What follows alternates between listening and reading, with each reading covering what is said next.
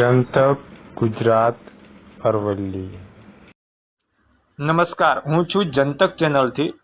અરવલ્લીના મોડાસા છેલ્લા 4 વર્ષથી અધૂરી પડેલી રાજેન્દ્રનગર મોડાસા રોડની કામગીરી અને તંત્રની ગોરબેદરકારીના કારણે ગઈકાલે વધુ એક નિર્દોષ ઇકો કાર ચાલકનો અકસ્માતમાં કરુણ જીવ ગુમાવ્યો છે।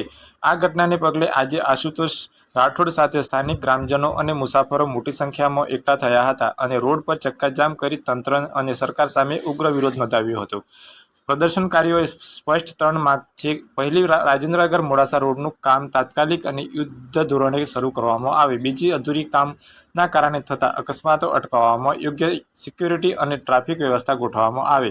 ત્રીજી, કુંભકર્ણની નિંદ્રામાં સૂતેલા જવાબદાર અધિકારીઓ અને કોન્ટ્રાક્ટર સામે કડક પગલાં લેવામાં આવે। સ્થાનિકોએ ચીમકી આપી છે કે જો આગામી દિવસોમાં આ રોડનું કામ ઝડપથી પૂર્ણ કરવામાં નહીં આવે તો આંદોલન વધુ ઉગ્ર બનાવવામાં આવશે।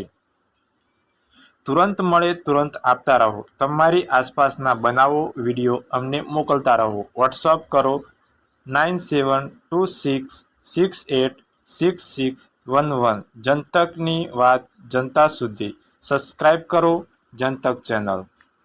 આભાર।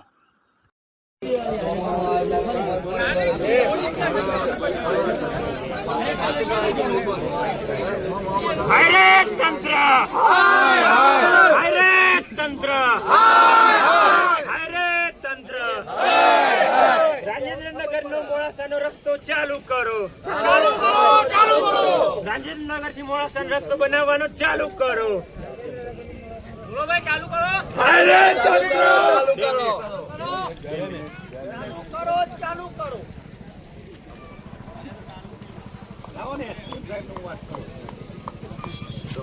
Hello hello.